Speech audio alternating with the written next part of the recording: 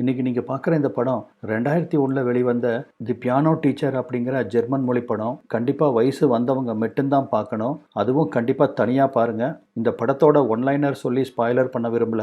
இந்த படம் நம்ம ஹீரோயினை சுத்தி நடக்கிற கதை. நம்ம ஹீரோயினை பத்தி சொல்லணும்னா ரொம்ப வக்கர எண்ணம் பிடிச்சவோ. சரி, இப்போ இந்த படத்தை பார்க்க ஆரம்பிங்க. படத்தோட ஆரம்பத்திலே நம்ம ஹீரோயின் எரிக்காவை காமிக்கிறாங்க. அவளுக்கு 42 வயசு ஆகுது. அவளும் அவ அம்மாவும் தனியா ஒரு அபார்ட்மெண்ட்ல குடியிருக்காங்க. எரிக்காவோட அப்பாவுக்கு மனநிலை சரியில்லாதால ஒரு மனநல பாதுகாப்பு மையத்துல தான் இத்தனை வருஷமா இருந்துட்டு இருந்திருப்பாரு. ஒரு சில வாரங்களுக்கு முன்னாடி தான் அவரும் இறந்து போயிருப்பாரு. இந்த எரிக்கா வியனால இருக்கிற ஒரு யூனிவர்சிட்டியில பியானோ டீச்சரா ஒர்க் பண்ணிட்டு இருக்காங்க. சாதாரணமா எரிக்காவை பார்க்குறவங்களுக்கு அவங்க ரொம்ப நார்மலா இருக்கிற மாதிரி தான் தெரியும். ஆனா உண்மையில எரிக்கா அப்படி இல்லை. ரொம்ப கொடூரமான எண்ணம் கொண்டவோ. அவ வாழ்ற உலகமே வேற. வெளி உலகத்துக்கு அதை காமிக்காம ஒரு இருண்ட வாழ்க்கைய வாழ்ந்துட்டு இருப்பா. அவ இந்த மாதிரி இருக்கிறதுக்கு காரணமே தனிமையும் அவ அம்மாவோட கெடுபடியும் தான் காரணம். சின்ன வயசுல இருந்தே அவளை வெளியே எங்கேயுமே விடாம பசங்க கூட பழக விட மாட்டாங்க. அவங்க கூட வெளியே போக விட மாட்டாங்க. எப்போ பார்த்தாலும் வீட்டுக்குள்ளேயே பொத்தி பொத்தி அந்த அம்மா வளர்த்திட்டு இருந்திருக்கோம். இதனால் தனிமையில் வளர்ந்த எரிக்கா மென்டலாக ரொம்ப டிப்ரெஸ்டாக தான் வாழ்ந்துட்டு இருக்கா. இப்போவும் பார்த்தீங்கன்னா காலேஜ் முடிச்சோன்னா எரிக்கா நேராக வீட்டுக்கு வந்துடணும். 10 நிமிஷம் லேட் ஆனாலும் கூட அந்த காலேஜ் அல்லது யூனிவர்சிட்டி அங்கே ஃபோன் பண்ணி என் பொண்ணு அங்கே இருக்காளா கிளம்பிட்டாளா அப்படின்னு செக் பண்ணுவாங்க. அப்படி ஒரு நாள் லேட்டாக வந்த எரிக்காவை ஏன் லேட்டு எதுக்கு லேட்டுன்னு அம்மா கேள்வியால் குதறி எடுக்கிறாங்க. கிளாஸ் முடியிருக்கு டைம் ஆயிடுச்சு அப்படின்னு எரிக்கா சொல்லியும் அதை நம்பாமல் அவள் பேக்கை பிடுங்கி உள்ளுக்குள்ளே ஏதாவது இருக்கா அப்படின்னு செக் பண்ணுவாங்க. ஸோ இப்படி பொண்ணை தன்னோட கண்ட்ரோல்குள்ளேயே அந்த அம்மா வச்சிட்டு இருக்காங்க இப்போ வரைக்கும். இதனால் எரிக்காவுக்கு பாய் ஃப்ரெண்டுன்னு யாரும் கிடையாது. கல்யாணமும் ஆகலை, குழந்தை குட்டியும் கிடையாது. மறுநாள் யூனிவர்சிட்டியில் எரிக்கா அவளோட ஸ்டூடெண்ட்டுக்கு பியானோ சொல்லி கொடுத்துட்ருக்கா. அந்த பொண்ணு பேர் ஆனா. அந்த ஆனா எரிக்காவை விட நல்லா பியானோ வாசிப்பா. அது எரிக்காவுக்கு எரிச்சலை கொடுக்கும். என்னை விட இவ பெருசா அப்படின்னு அவ மேலே பர்சனலாக போட்டி எடுத்துக்கிறா. இதனாலேயே அவள் எப்படி நல்லா வாசித்தாலும் நீ தேரமாட்ட, உனக்கு பியானோ வாசிக்கிறதுல கொஞ்சம் கூட இன்ட்ரெஸ்டே இல்லை, சும்மா டைம் பாஸ் பண்ணுறதுக்காக என் டைமை வேஸ்ட் பண்ணிட்டு இருக்க அப்படின்னு அவளை மட்டம் தட்டியே தான் பேசிகிட்டு இருப்பா. ஸோ இப்போ எரிக்கா எப்படிப்பட்டவ அப்படின்னு உங்களுக்கு புரிஞ்சிருக்கும். இன்னும் எரிக்காவை பற்றி நிறையா வரும் பாருங்க. இவளோட இந்த குணம் தெரியாமல் யூனிவர்சிட்டியில் இவளுக்கு ஏக மரியாதை. அன்னைக்கு ஒரு ஃபங்க்ஷன் யூனிவர்சிட்டியில் நடக்குது. அந்த ஃபங்க்ஷனுக்கு எரிக்கா அவங்க அம்மாவை கூப்பிட்டு வந்திருக்கா. ஃபங்க்ஷனில் ஏகப்பட்ட ஸ்டூடெண்ட்ஸ் பியானோ வாசிக்கிறாங்க. அவங்களையெல்லாம் ஜட்ஜ் பண்ணுறதுக்காக எரிக்கா அவளை போல இருக்கிற மற்ற டீச்சர்ஸ் எல்லாமே அங்கே வந்திருக்காங்க. அங்கே தான் நம்ம படத்தோட ஹீரோ வால்டரு எரிக்காவை பார்க்குறான். பார்த்த மாத்திரத்திலேயே அவள் அழகில் மயங்கி தொபுக்கட்டின்னு விழுந்துடுறான். அவனுக்கு வயசு வெறும் 20 தான். அவன் ஒரு இன்ஜினியரிங் ஸ்டூடெண்ட்டு. ஆனால் அவனுக்கு இந்த பியானோ மேலே இருக்கிற இன்ட்ரெஸ்டால் வாலண்டரியாக இந்த கல்ச்சரில் வந்து கலந்துருக்கிறான். எரிக்காவும் பியானோ வாசிக்கிறா. அதுக்கப்புறமா ஒரு பிரேக் வருது. அந்த பிரேக்கில் எரிக்கா பக்கத்தில் வந்த வால்டர் அவள் வாசிக்கிற ஸ்டைலு, அவள் வாசிக்கிறது, இது எல்லாத்தையும் பற்றி பயங்கரமாக புகழ்ந்து பேசுகிறான். ஆனால் எரிக்காவோ அவனை பெருசாக கண்டுக்கல. பிரேக் முடிஞ்சதுக்கப்புறம் வால்டரும் பியானோ வாசிக்கிறான். சும்மா சொல்லக்கூடாதுங்க, ரொம்ப நல்லாவே வாசிக்கிறான். அங்கே வந்திருந்த அத்தனை பேரும் அவனை ரொம்ப பாராட்டுறாங்க. ஆனால் எரிக்கா மட்டும் ஒரு கல்லாட்டாக உட்காந்துருக்கா. நான் எதுக்கு இவன் வாசிக்கிறத ரசிக்கணும் அப்படின்னு அவன் மேலேயும் போட்டி எடுத்துக்கிறா. இவளை பொறுத்த வரைக்கும் இவளை விட யாரு நல்லா பியானோ வாசித்தாலும் பிடிக்காது. இவளை விட யாராவது நல்லா ட்ரெஸ் பண்ணிட்டு சந்தோஷமாக இருந்தால் சுத்தமாக அவங்கள பிடிக்காது. ஏதாவது ஒரு வழியை கண்டுபிடிச்சி அவங்கள மட்டம் தட்டுவா. இவளோட இந்த குணத்துக்கு காரணமே அவளோட அம்மா தான். சின்ன வயசுலேருந்து அவளை எங்கேயுமே விடாமல், யாரு கூட பழக விடாமல், பாய் ஃப்ரெண்ட்ஸ்னால் அவளுக்கு என்னன்னு கூட தெரியாது. பியானோ கிளாஸு வீடு அப்படின்னு இப்போ வரைக்கும் அவங்க அம்மா தான் அவளை கண்ட்ரோலில் வச்சுருக்காங்க.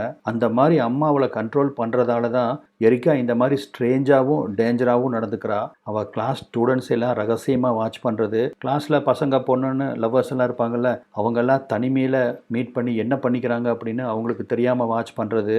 அந்த ஊர்லெல்லாம் பார்த்தீங்கன்னா இன்டர்நெட் சென்டர் மாதிரி இந்த பலான படம் பார்க்கறதுக்குனே சில சென்டர்ஸ் இருக்கும். தனித்தனி பூத்தாக இருக்கும். அந்த மாதிரி பூத்துக்குள்ளே போய் பலான புத்தகங்கள் படிக்கிறது, பலான படங்கள் பார்க்கறது. அந்த மாதிரி பூத்துக்குள்ளே நிறைய டிஷ்யூ பேப்பர் வச்சுருப்பாங்க. இவளுக்கு முன்னாடி வந்த ஆண்கள் கஞ்சியை சிந்தி அந்த டிஷ்யூ பேப்பரில் தொடச்சிருப்பாங்க. அதையெல்லாம் எடுத்து மோந்து பார்த்து அதில் சுகமடைவா. இப்படி அவளை பற்றி அடுக்கடுக்காக சொல்லிகிட்டே போகலாம். அவ்வளவு சில்மிஷமான காரியங்கள் பண்ணுவா. அன்னைக்கு கிளாஸ் நடந்துட்டு இருக்க சமயத்தில் திடுதப்புன்னு வால்டர் கிளாஸ்குள்ளே என்ட்ராகிறான். என்ன விஷயம் அப்படின்னு எரிக்கா முகத்தை ரொம்ப கோபமாக வச்சுட்டு கேட்குறா. அவளுக்கு அவனை பிடிக்கும், ஆனாலும் அவனை வெறுக்கணுமே அப்படின்னு வலுக்கட்டாயமாக அவன் மேலே வெறுப்பை தனக்குத்தானே தூண்டிக்கிறா. நான் உங்ககிட்ட பியானோ கற்றுக்க வந்திருக்கேன் அப்படின்னு சொல்லவும், அதை கேட்ட எரிக்காவும், நீ எதுக்கு வந்திருக்கேன்னு எனக்கு தெரியும்டா அப்படின்னு மனசுக்குள்ள நினச்சிட்டு, அவ்வளோ ஈஸியெல்லாம் இங்கே வந்து நீ பியானோ கற்றுக்க முடியாது, கீழே போய் ஃபார்ம் வாங்கி ஃபில்லப் பண்ணி கொடுத்துட்டு வா, நாங்கள் ஒரு ஆடிஷன் வைப்போம், அதில் செலக்ட் ஆனீன்னா அதுக்கப்புறம் பார்க்கலாம் அப்படின்னு சொல்கிறா. அதன்படி அவன் ஃபார்மெல்லாம் வாங்கி ஃபில்லப் பண்ணி கொடுக்க, சொன்ன மாதிரியே ஒரு நாளில் இவனுக்கு அந்த பியானோ ஆடிஷன் வைக்கிறாங்க. ஆடிஷன்னா உங்களுக்கு தெரியும், இவன் வாசிக்கிறத அங்கே இருக்கிற நிறையா டீச்சர்ஸ் எல்லாம் மார்க் போடுவாங்க. அதில் 80% இவன் வாங்கினான்னா இவனை அந்த கிளாஸில் சேர்த்திக்குவாங்க. அப்படி தான் அந்த ஆடிஷனுக்கு வந்திருந்த எல்லாத்துக்குமே வால்டர் பியானோ வாசித்தது ரொம்ப பிடிக்குது. எரிக்காவுக்கும் பிடிக்குது. இருந்தாலும் அவனை ஃபெயில் பண்ணுறா. ஏன்னு கேட்டதுக்கு ரொம்ப கேஷுவலாக, அவனை பார்த்தா சீரியஸாக பியானோ கற்றுக்கிற மாதிரி தெரியல, பொழுதுபோக்குக்காக வந்திருக்கான் அப்படின்னு ஒரு காரணத்தை சொல்கிறா. இந்த காரணத்தை மற்றவங்க ஏற்றுக்கல. ஸோ அதனால் வால்டரை செலக்ட் பண்ணிடுறாங்க. இப்போ வால்டருக்கு இவ பியானோ கிளாஸ் எடுத்தே ஆகணும். இதனால் கடுப்பான எரிக்கா ரொம்ப கோபமாக வீட்டுக்கு வர்றா. வால்டரை பழி வாங்கணும் அப்படின்னு மனசுக்குள்ள ஒரு வெறி வருது. பாத்ரூம்குள்ளே போனவ என்ன செய்கிறான்னு பாருங்க. வால்டர் மேலே இருந்த கோபத்தில் அவன் அந்த பாத்ரூம்குள்ளே ஒளிச்சு வச்சிருந்த ஒரு பிளேட் எடுத்து 2 கால்களுக்கு நடுவில் அந்த இடத்துல அவளே கிழிச்சுக்கிறா. அங்கிருந்து உதிரம் கொட்டுது. அதை ஆனந்தமாக அனுபவிச்சவ அதுக்கப்புறமா அது எல்லாத்தையும் சுத்தம் பண்ணி க்ளீன் பண்ணிட்டு பழையபடி பேப்பர் எடுத்து சுற்றி அந்த பிளேடை அங்கேயே ஓரமாக ஒளிச்சு வச்சுட்டு வர்றா. இந்த மாதிரி தன்னைத்தானே தண்டிச்சு அதில் சுகம் காண்ற ஒரு சேடிஸ்ட்டு தான் இவ. இந்த மாதிரி பண்ணுறதன் மூலமாக இப்போ வால்டரை அவள் பழி வாங்கிட்டாலாமா. இதுக்கப்புறம் தான் வால்டர் மேலே இருக்கிற கோவமே அவளுக்கு போகுது. மறுநாள் யூனிவர்சிட்டியில் அந்த கோளாறு பிடிச்ச மண்டையன் வால்டரு இவன் வர்றதுக்கு முன்னாடியே அவன் வந்து இவளுக்காக காத்துட்டு உட்காந்துருக்கான். அவனை ஓரக்கண்ணால் பார்த்துட்டே கிளாஸ்க்குள்ளே வந்தவ, நான் உனக்கு கிளாஸ் ஸ்டார்ட் பண்ணுறதுக்கு முன்னாடி எனக்கு ஒரு விஷயம் தெரியணும், நீ நிஜமாவே பியானோ கற்றுக்க தான் வந்திருக்கியா அப்படின்னு அவனை ஸ்ட்ரெயிட்டாகவே கேள்வி கேட்குறா. ஏன்னா அவளுக்கு தெரியும் இவன் பியானோ கற்றுக்க வரல அப்படின்னு. ஏன்னா வால்டர் அவளை பார்த்த பார்வை அப்படி. வால்டரும் ஓப்பனாக ஒத்துக்கிறான், எனக்கு உன்னை பார்த்த உடனே ரொம்ப பிடிச்சி போச்சு, உன் கூட பழகணும், டேட்டிங் பண்ணணும் அப்படிங்கிறதுக்காகத்தான் நான் பியானோ கிளாஸ் வந்தேன். ஆனால் எனக்கு பியானோ நல்லா வரும், சொல்லி கொடுத்தீங்கன்னா இன்னும் நல்லா வாசிப்பேன் அப்படின்னு அவ கூட ரொம்ப உரிமை எடுத்து பேசுகிறான். வால்டர் எரிக்கா கிட்ட ரொம்ப உரிமை எடுத்துக்கிட்டது எரிக்காவுக்கு பிடிக்கல. அதனால் அவனை கடிச்சு விட்றா. ஆனாலும் அவன் மனசுக்குள்ள அந்த பைத்தியம் பிடிச்ச வெட்டுக்கிளி இவளை காதலிக்கிறதுல ஒரு பெருமை தான். ஏன்னா அவன் சின்ன வயசு பையன், நல்ல துடியான பையன். அப்படிப்பட்ட ஒரு பையன் 42 வயசான இவளை காதலிக்கிறேன் அப்படின்னு சொல்லும்போது அவள் உள் மனசுக்குள்ள ரொம்ப பெருமையாக தான் இருக்குது. ஆனால் அதை வெளியே காமிச்சிக்க மாட்டாளாமா. ஒரு மாதிரி ரொம்ப கோல்டாக முகத்தை வச்சுட்டு ஒழுங்காக பியானோவை கற்றுக்க வழியை பாரு அப்படின்றா. அன்னைக்கு காலேஜ் முடிச்சுட்டு வால்டர் எங்கே போகிறான் அப்படின்னு அவனை ஃபாலோ பண்ணிகிட்டே எரிக்கா போகிறான். அவன் பார்த்தீங்கன்னா டெய்லியும் காலேஜ் முடிஞ்சதுக்கு அப்புறமா ஐஸ் ஹாக்கி ப்ராக்டிஸுக்கு போவான். அவனை பின்தொடர்ந்து போனவ அதை நோட்டீஸ் பண்ணுறா. அடுத்தது அங்கிருந்து வேற ஒரு இடத்துக்கு போகிறா. ஆனால் இதுக்குள்ளே அவங்க அம்மா பார்த்தீங்கன்னா 4 தடவை யூனிவர்சிட்டிக்கு ஃபோன் பண்ணியிருப்பா, என் பொண்ணு கிளம்பிட்டாளா, இன்னும் வீட்டுக்கு வரல அப்படின்னு. இதை பற்றியெல்லாம் கண்டுக்காமல் எரிக்காவும் ஒரு ப்ரைவேட்டான இடத்துக்கு போகிறா. அந்த ஊர்லலாம் பார்த்தீங்கன்னா இந்த பலான படம் பார்க்குறதுக்குன்னு தனியாக பூத்தெல்லாம் கட்டி வச்சுருப்பாங்க. அந்த மாதிரி பூத்துக்குள்ளே தான் போகிறா. பலான புக்ஸ் எல்லாம் படிக்கிறா, பலான படங்கள்லாம் பார்க்குறா. அங்கே இவளுக்கு முன்னாடி வந்திருந்தவங்க கஞ்சி சிந்தி தொடச்சி போட்டு வச்சுட்டு இருந்த அந்த டிஷ்யூலாம் எடுத்து மோந்து பார்த்து சுகமடைகிறா. எல்லாம் முடிஞ்சு வீட்டுக்கு கிளம்பலாம் அப்படின்னு வெளியே வரா அந்த இடத்த விட்டு. அங்கெல்லாம் இந்த டிரைவிங் தியேட்டர்ஸ் நிறையா இருக்கும். மக்கள்லாம் நிறைய பேர் காரை கொண்டு வந்து நிறுத்திட்டு படம் பார்ப்பாங்க. காரை கொண்டு வந்து ஒரு இருட்டான இடத்துல நிறுத்திட்டு உள்ளுக்குள்ளே சம்பவம் பண்ணுறவங்க தான் ஜாஸ்தின்னு வைங்க. அந்த மாதிரி சம்பவம் பண்ணுற ஒருத்தரை அவங்களுக்கு தெரியாமல் ஒளிஞ்சிருந்து இவ பார்த்து அதில் இன்பம் அடைகிறா. அதுக்கப்புறம் பார்த்தீங்கன்னா இவளால் அந்த காஜி உணர்வை அடக்க முடியாமல் போகுது. அதனால் என்ன பண்ணுறான்னு பார்த்தீங்கன்னா அவன் கார் பக்கத்தில் போய் அவங்க பார்க்குற மாதிரியே உச்சாடிக்கிறா. இதை பார்த்து காருக்குள்ளே இருந்தவன் கடுப்பாகி ஹேய் கம்மியர் அப்படின்னு கத்திட்டே வெளியே ஓடி வர அவன் கையில் சிக்காமல் சிட்டாக பறந்து ஓடி வந்துடுறா. வீட்டுக்கு வரவும் கடும் கோபத்தில் இருந்த அவளோட அம்மா பயங்கரமாக அவகிட்ட கத்துறா. 10 ஃபோன் பண்ணியாச்சு, நீ 4 மணிக்கு கிளம்பி போயிட்டேன்னு சொல்கிறாங்க, ஆனால் இப்போ வரைக்கும் நீ வீட்டுக்கு வரல, மணி 10 ஆகுது, 6 மணி நேரம் என்ன பண்ணுன அப்படின்னு கேட்டு பொண்ணை பலார்னு அறையிறா. இப்படி ஒரு அம்மா இருந்தால் பொண்ணுகள்லாம் எரிக்காவாக தான் மாறுவாங்க. வேற என்ன பண்ண முடியும்? 42 வயசாச்சு. இந்த வயசுலையும் கூட எரிக்கா அவள் எதிர்பார்க்குற சுதந்திரம் அவங்க அம்மா கிட்டேருந்து கிடைக்கல. மறுநாள் கிளாஸில் வால்டர் எரிக்காவை டேட்டிங்க்கு கூப்பிடுறான். ஆனால் எரிக்கா வர மறுத்துறா. அவளுக்கு போகணும்னு ஆசை, ஆனால் அவன் கூப்பிட்ட உடனே போயிடக்கூடாது, அப்படி போயிட்டா நம்மளை ரொம்ப சீப்பாக நினச்சிக்குவான், அதனால் அவனை அலைய விட்டு அதுக்கப்புறம் முடிவு பண்ணலாம் அப்படிங்கிற அந்த எண்ணத்தில் தான் அவன் கூப்பிட்டதுக்கு வரமாட்டேன்னு சொல்லியிருப்பான். ஆனால் வால்டர் பார்த்தீங்கன்னா விடாமல் அவளை கெஞ்சிக்கிட்டே அவள் பின்னாடியே சுற்றிட்டு இருப்பான். ஏதேதோ காரணம் சொல்லிட்டு கிளாஸை கட் அடிச்சுட்டு இவ கிளாஸில் இருக்கிற மாதிரியே பார்த்துக்குவான். ஏன்னா அவன் தான் தலைக்கிற்கு பிடிச்சி போய் இவன் மேலே தீராத காதலில் அலைஞ்சிட்டு இருக்கானே. ஆனால் எரிக்கா பார்த்தீங்கன்னா அவங்ககிட்ட ரொம்ப மூஞ்சியை கடுமையாக வச்சுக்குவா. அந்த சமயத்தில் தான் அவங்க யூனிவர்சிட்டியில் ஒரு கான்டெஸ்ட் வருது. அந்த யூனிவர்சிட்டியில் படிக்கிற மியூசிஷியன்ஸ் எல்லாரும் ஒரு குரூப்பாக ஃபார்ம் பண்ணி இந்த பியானோ கான்டெஸ்ட்டில் கலந்துக்குவாங்க. எந்த குரூப் வின் பண்ணதோ அந்த குரூப்புக்கு ப்ரைஸு. அப்படி ஒரு குரூப்பில் தான் அந்த ஏனா பொண்ணு இருக்கா. யார் அந்த ஏனா பொண்ணுனா, அடிக்கடி எரிக்கா மட்டம் தட்டிகிட்டே இருப்பாளே ஒரு பொண்ணு, அந்த பொண்ணு வீட்டில் தனியாகவே ப்ராக்டிஸ் பண்ணி பழகினவ. இப்போ ஸ்டேஜில் வந்து குரூப்பாக ஒரு கான்டெஸ்ட்டில் கலந்துக்கிறதுக்கு ரொம்ப பயப்படுறா. அவள் பயந்துக்கிறதுக்கு முதல் காரணமே எரிக்கா தான். ஏன்னா எப்போ பார்த்தாலும் அவளை மட்டம் தட்டி அவள் மனசுக்குள்ள எதிர்மறையான எண்ணங்களை விதைச்சிருப்பா. ஏன்னா பயப்படுறத பார்த்த வால்டர் அவள் பக்கத்தில் போய் உட்காந்து அவளுக்கு தைரியம் கொடுக்குற விதமாக, உன்ன மாதிரி இந்த யூனிவர்சிட்டியில் பியானோ வாசிக்கிறதுக்கு யாருமே கிடையாது, நீ தான் ஃபர்ஸ்ட் ப்ரைஸ் வாங்குவ அப்படின்னு அவளை ஊக்கப்படுத்திட்டு இருக்கான். இதையெல்லாம் தூரத்திலிருந்து எரிக்கா முறைச்சு பார்த்துட்டு இருக்கா. அவளுக்கு ஏனாவை அப்படியே கழுத்தை நெரிச்சு கொன்னரணும் அப்படிங்கிற மாதிரி கோபம் வருது. ஏன்னு கேட்டிங்கன்னா, ஏன்னா வால்டர் கூட பேசுறது அவளுக்கு பிடிக்கல. எரிக்கா பார்த்தீங்கன்னா வால்டரை வெறுக்கிற மாதிரி தான் நடிப்பா. ஆனால் மனசு அளவில் அவனை ரொம்ப காதலிப்பா. அதனால தான் அவன் ஏனா கூட பேசவும் அவளுக்கு கோபம் வருது. ஆக்சுவலாக இங்கே ப்ராக்டிஸ் தான் நடக்குது. இந்த ப்ராக்டிஸ் முடிஞ்சதுக்கு அப்புறம் தான் காம்படிஷன் வரும். இப்போ இந்த எரிக்கா அவள் கோபத்தை ஏனா கிட்ட எப்படி வெளிக்காட்டுறான்னு பாருங்க. யாருக்கும் தெரியாமல் அங்கேருந்து கிளம்பி ஒரு குறிப்பிட்ட ரூமுக்கு வரா. அந்த குறிப்பிட்ட ரூமில் தான் எல்லாரும் அவங்க கோட்டுகளை கழட்டி வச்சிருப்பாங்க. அந்த மாதிரி ஏனாவோட கோட்டை கண்டுபிடிச்சி எங்கேயோ தேடி ஒரு பாட்டில் எடுத்து அதை உடைச்சு, அந்த பாட்டில் பீசஸ் இருக்கும் இல்லையா, அதை எல்லாத்தையும் கொண்டு போய் ஏனாவோட கோட் பாக்கெட்டில் போட்டு வந்துடுறா. ப்ராக்டிஸ் முடிஞ்சு வந்த ஏனா எரிக்கா எதிர்பார்த்தபடியே அவள் கோட்டுக்குள்ளே கையை விட அவள் கையில் அந்த கண்ணாடி துண்டுகள்லாம் குத்தி ரத்தமாக கொட்டுது. ஏனா ஓன்னு அழுக ஆரம்பிக்கிறா. மற்ற ஸ்டூடெண்ட்ஸ் எல்லாம் பதறி போய் அவள் கையில் வர ரத்தத்தை துடைக்கிறதுக்கு போகிறாங்க. ஆனால் எரிக்கா மட்டும் சந்தோஷமாக அதை பார்த்துட்டு வால்டர் பக்கத்தில் வந்து இதுக்கு தான் ரொம்ப ஆடக்கூடாதுன்னு சொல்கிறது, இனி அவள் பியானோ வாசிப்பா அப்படின்னு சொல்லிட்டு எரிக்கா பாட்டுக்கு அங்கேருந்து மடமடன்னு டாய்லெட் ரூமுக்குள்ளே போயிடுறா. இப்போ வால்டருக்கு புரிஞ்சு போச்சு, தன் கூட ஏனா சிரித்து பேசிகிட்டு இருந்தது பொறுக்காமத்தான் எரிக்கா இந்த வேலையை பார்த்துருக்கா அப்படின்னு.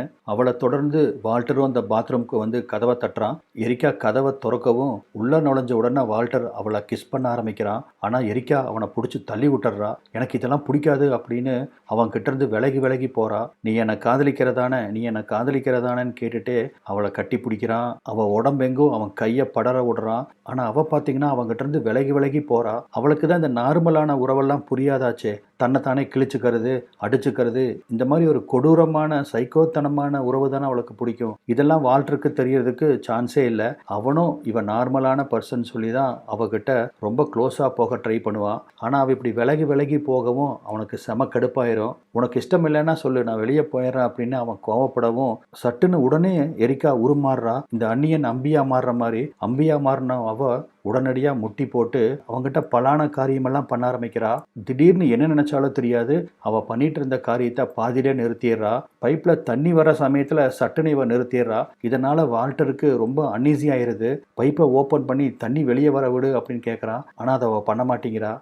இப்போ நான் பண்ணிட்டேன்னா நீ உன்னோட கண்ட்ரோலுக்கு நான் வந்த மாதிரி ஆயிரும், நீ என்னோட கண்ட்ரோலுக்கு இருக்கணும்னா நான் சொல்கிறபடி தான் கேட்கணும் அப்படின்னு அவங்ககிட்ட ஒரு புது கண்டிஷன் போடுறா. என்னோட ஆசைகள்லாம் ஒரு லிஸ்ட்டில் எழுதி வச்சுருக்கேன், அதெல்லாம் நீ பண்ணணும் அப்படின்னு ஒரு லெட்டரை அவன் கையில் கொடுக்குறா. எப்போனாலும் சரி இந்த லெட்டரில் நான் என்ன குறிப்பிட்டிருக்கணும் அதை நீ பண்ணணும் அப்படின்னு அவங்ககிட்ட ஒரு கண்டிஷன் போடுறா. இப்போ அடுத்த சீன்லேயே ஏனாவோட அம்மா எரிக்காவை வந்து மீட் பண்ணுறா.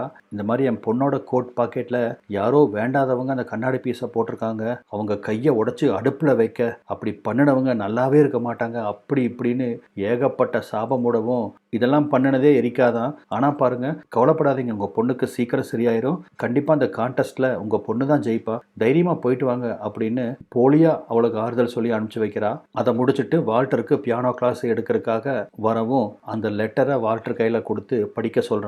ஆனால் அவனும் விளையாட்டுத்தனமாக, லெட்டர்லாம் எதுக்கு, உன்னை எப்படி சந்தோஷமாக மேட்டர் பண்ணணும் அப்படின்னு எனக்கு ரொம்ப நல்லா தெரியும், நீ சந்தோஷமாக இருக்கிறதுக்கு நான் கேரண்டி அப்படின்னு அவன் சொல்ல, ஆனால் எரிக்கா ஒத்துக்கவே மாட்டேங்கிறா. அந்த லெட்டரை படித்து அதில் இருக்கிற மாதிரி நீ பண்ணினாதான் மற்றதுக்கெல்லாம் நான் ஒத்துக்குவேன் அப்படின்னு அவளை முத்தம் கொடுக்க வந்தவனை பிடிச்சி தள்ளி விட்டுறா. எரிக்கா வீட்டுக்கு போக அவளை தொடர்ந்து வால்டர் அவள் பின்னாடியே போகிறான். வீட்டு வாசல்லையே வச்சு எரிக்காக முத்தம் வைக்க வர அங்கேயும் அவள் உடன்படலை. கதவை திறந்து எரிக்கா உள்ளே போக வால்டரும் பின்னாடியே வந்துடுறான். வால்டர் உள்ளே வரதை பார்த்தோன்னே எரிக்காவோட அம்மாவுக்கு இது சுத்தமாக பிடிக்கல. யார் இவன், எதுக்காக இவனை உள்ளே கூட்டிகிட்டு வந்திருக்க அப்படின்னு எரிக்கா கிட்ட எரிஞ்சுழுக ஆரம்பிக்கிறா. ஆனால் எரிக்கா, இதை பாருமா, நானும் அவனும் பியானோ கிளாஸை பற்றி டிஸ்கஸ் பண்ணணும், நாங்கள் என்னோட ரூமுக்கு போகிறோம், தேவையில்லாமல் தொந்தரவு பண்ணாத அப்படின்னு சொல்லிட்டு அவங்க அம்மாவோட பதிலுக்கு கூட எதிர்பார்க்காம அவள் ரூமுக்குள்ளே வந்து கதவை சாத்திக்கிறான். அவங்க அம்மாவோ வெளியிருந்து, என்னடி அப்படி 2 பேரும் தனியாக டிஸ்கஸ் பண்ணணும், கதவை தோறன்னு கத்துறாங்க. விட்டா கதவை ஓப்பன் பண்ணிடுவா அப்படின்னு சொல்லிட்டு ஒரு பெரிய பீரோ இருக்கும், அந்த பீரோவை எடுத்து அந்த கதவுக்கு முன்னாடி அனுப்பு கொடுத்து வச்சிடறாங்க, அவங்க அம்மா திறக்க முடியாதபடி. இப்போவும் அந்த லெட்டரை படி அப்படின்னு அவள் வற்புறுத்த வேற வழியில் அந்த வால்டர் அவள் கொடுத்த அந்த லெட்டரை படிக்கிறான். படித்தவன் அதிருந்தே போயிடுறான். ஏன்னா அதில் அவள் கண்ட கருமாந்திரத்தெல்லாம் எழுதி வச்சிருப்பா. அவள் வக்கரத்து எல்லாத்தையும் அந்த லெட்டரில் கொட்டி வச்சிருப்பா. அதாவது அவள் கை காலை கட்டி போட்டு சாட்டையால் அவளை அடித்து துன்புறுத்தி அதுக்கப்புறம் அவள் சொல்கிற மாதிரி விதவிதமாக அவளை கட்டி வச்சு உறவு கொள்ளணும் அப்படின்னு அதில் எழுதி வச்சிருக்கா. அது மட்டும் இல்லை, நமக்குள்ள இருக்கிற காதல் வலியிலையும் வேதனையிலையும் தான் வரணுமே ஒழிய ரொமான்ஸில் வரக்கூடாது. ஒவ்வொரு தடவையும் என்னை அடித்து துன்புறுத்தி என்னை சந்தோஷப்படுத்து அப்படின்னு எழுதியிருப்பா. இதை படித்த வால்டரு பயங்கர அப்செட் ஆயிடுறான். என்ன நீ, உனக்கு சாதாரணமாக காதல் பண்ண வராதா அப்படின்னு கேட்க, எனக்கு சாதாரண காதல்லாம் தெரியாது, எனக்கு இதுதான் ரொம்ப பிடிச்சிருக்கு, ப்ளீஸ் என்னை இந்த மாதிரிலாம் பண்ணுன்னு அவங்ககிட்ட கெஞ்ச ஆரம்பிக்கிறா. ஒரு கட்டத்தில் தேம்பி அழுகிறா, என்னை இந்த மாதிரி துன்புறுத்துன்னு.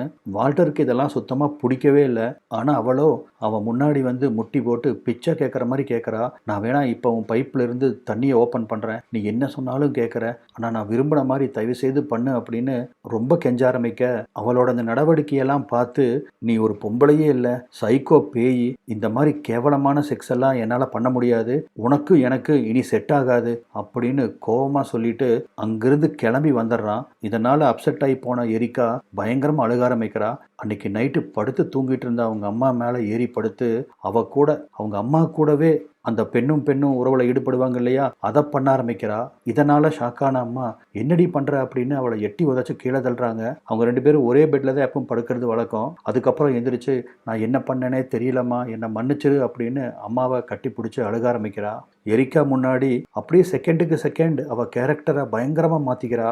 விக்ரம் கமல்லாம் இவன் முன்னாடி தோற்றுருவாங்க போல இருக்கு.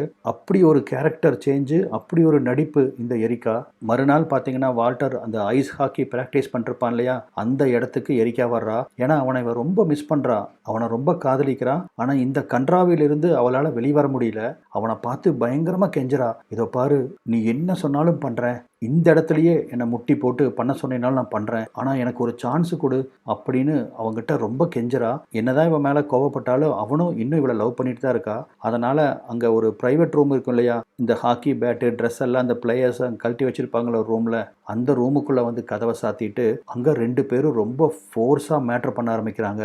வால்டருக்கு பார்த்தீங்கன்னா கஞ்சி காய்ச்சறது ரொம்ப பிடிக்கும். அவளும் கஞ்சி காய்ச்சறதுக்கு ட்ரை பண்ணுறா. ஆனால் அவளுக்கு அது பழக்கம் இல்லை.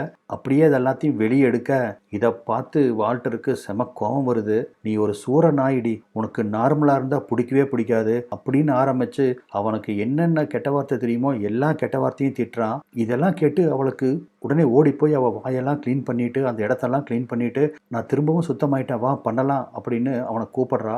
இதெல்லாம் சகிச்சுக்க முடியாமல் எக்கேடோ கெட்டுப்போ அப்படின்னு வால்டர் அந்த ரூமை விட்டு வெளியே போயிடுறான். அன்னைக்கு நைட்டு பயங்கர கோபமாக எரிக்காவோட அப்பார்ட்மெண்ட் டோர் கதவை வால்டர் தட்டவும் எரிக்கா தான் கதவை திறக்கிறா. செம கோபமாக உள்ளே நுழையிறான். அவன் கோவத்தை பார்த்து எரிக்காவே கொஞ்சம் பயந்துக்கிறான். உள்ளே நுழைஞ்சது தான் தாமதம், அவளை கெட்ட வார்த்தையில் திட்ட ஆரம்பிக்கிறான். உனக்கு இதுதானே பிடிக்கும், இப்படி தானே திட்டணும், இதோ திட்டுறேன்னு சொல்லி அவளை நிறுத்தாமல் திட்டுறான். இதை பார்த்த எரிக்காவோட அம்மா பயந்து போய், நான் உடனே போலீஸை கூப்பிடுறேன் அப்படின்னு ஃபோன் பண்ணலான்னு அவங்க போக, அதை கவனித்த வால்டர் அப்படியே எரிக்காவோட அம்மாவை குண்டுகட்டாக தூக்கிட்டு போய் பக்கத்தில் இருக்கிற ரூமுக்குள்ளே போட்டு கதவை லாக் பண்ணிடுறான். அந்த அம்மாவா உள்ளுக்குள்ளே இருந்து கத்துன்னு கத்திட்டு கிடக்குது. என் பொண்ணை என்னடா பண்ண போற, விடுறா அவளை அப்படின்னு.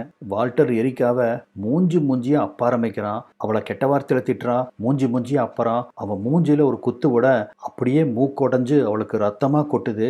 இதுதான் உனக்கு வேணும், இதைத்தானே என்ன பண்ண சொல்லி லெட்டர் எழுதியிருக்க, இதோ பண்ணிட்டேன், பிடிச்சிருக்கான்னு கேட்டு நிறுத்தாம அவளை அடின்னு அடிச்சு சித்திரவதை பண்றான். இதைத்தானே அனுபவிக்கிறேன்னு சொன்னேன், அனுபவி அப்படின்னு சொல்லி மூஞ்சியெல்லாம் உடஞ்சி ரத்தமாக ஒழுகிற அவளை அங்கேயே படுக்க வச்சு அவள் கதற கதற சம்பவம் பண்ணுறான். எல்லாம் முடிச்சுட்டு அவளை திரும்பி கூட பார்க்காம அவள் வீட்டை விட்டு கிளம்பிடுறான். அதாவது அவள் லெட்டரில் என்னென்ன எழுதியிருந்தாலோ கேட்டு கேட்டு எல்லாத்தையும் பண்ணி முடிச்சிட்டான். சில நாட்களுக்கு அப்புறம் அந்த கான்சர்ட் இன்னைக்கு ஃபைனல் நடக்க போகுது.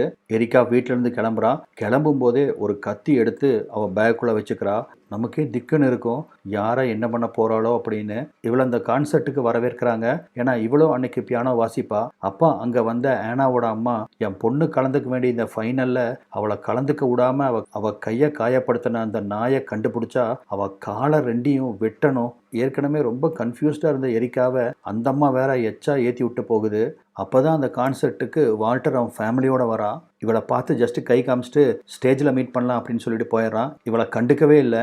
வால்டர் தன்னை தூக்கி வீசிட்டு போகிறத பார்த்து எரிக்கா ரொம்ப அப்செட் ஆயிடுறா. தன் காதலனே தன்னை கண்டுக்காமல் போகிறானே அப்படின்னு வேதனைப்பட்டவ அந்த பேகுக்குள்ளே இருந்து கத்தியை எடுக்கிறா. என்ன பண்ண போகிறாளோ அப்படின்னு நமக்கெல்லாம் டென்ஷன் பயங்கரமாக ஏறுது. கத்தியை வெளியே எடுத்தவ அதை தன் பக்கமாக திருப்பி அவத்தோல்லையே அந்த கத்தியால் குத்திக்கிறா. இவ தான் ஒரு சேடிஸ்டாச்சே, தன்னைத்தானே வருத்தி சுகங்காங்கிறவளாச்சே. நல்ல வேலை வேற யாரும் எதுவும் பண்ணல. அவளவே அவள் குத்திக்கிட்டு தோளில் ரத்தம் வழிய எவன் ஜெயிச்சா எனக்கு என்ன அப்படிங்கிற மாதிரி அந்த கான்செப்டை விட்டு வெளியே நடக்க ஆரம்பிக்கிறா. இப்போ அவளுக்கு வால்டர் தெளிவாக புரிய வச்சுட்டான், உன்னோட சைக்கோத்தனத்துக்கு நான் செட் ஆக மாட்டேன் அப்படின்னு. எரிக்காக்கும் நம்ம சிந்தனைக்கும் வால்டரோட சிந்தனைக்கும் ஏணி வச்சாலும் எட்டாது அப்படிங்கிறது நல்லா புரிஞ்சு போச்சு. வால்டரை பொறுத்த வரைக்கும் அவன் ரொம்ப சாஃப்ட் மைண்டடு. அப்படிப்பட்ட சாஃப்ட் மைண்டடாக இருக்கிற ஒருத்தனவே இவ எப்படி மாற்றினான்னு பார்த்தீங்களா? இவளோட தொடர் ப்ரெஷர் தாங்க முடியாமல் இவ வீட்டுக்குள்ளே பூந்து இவ எதிர்பார்க்குற மாதிரி ரொம்ப வைலண்ட்டாக நடந்துக்கிட்டான். வால்டர் மாதிரி ஒரு நல்ல பையனை எரிக்கா இப்போ கம்ப்ளீட்டாக மிஸ் பண்ணிட்டா. கடைசியாக எரிக்கா அவள் தோல்வியை அவள் ஏற்றுக்கிறா. இப்போ தனியாக அங்கேருந்து கால் போன போக்கில் நடக்க ஆரம்பிக்கிறா. இதோட இந்த படமும் முடியுது. இந்த படம் கண்டிப்பாக உங்களுக்கு பிடிச்சிருக்கும்னு நம்புகிறேன். இது வரைக்கும் நம்ம சேனலை சப்ஸ்கிரைப் பண்ணாமல் பார்த்துட்டு இருக்க நண்பர்கள் சப்ஸ்கிரைப் பண்ணி வச்சுக்கோங்க. அப்படியே இந்த பெல் ஐக்கானையும் ப்ரெஸ் பண்ணி வச்சுக்கோங்க. இந்த படம் பிடிச்சிருந்தா ஒரு லைக் போடுங்க. வீடியோ பார்த்ததுக்கு நன்றி.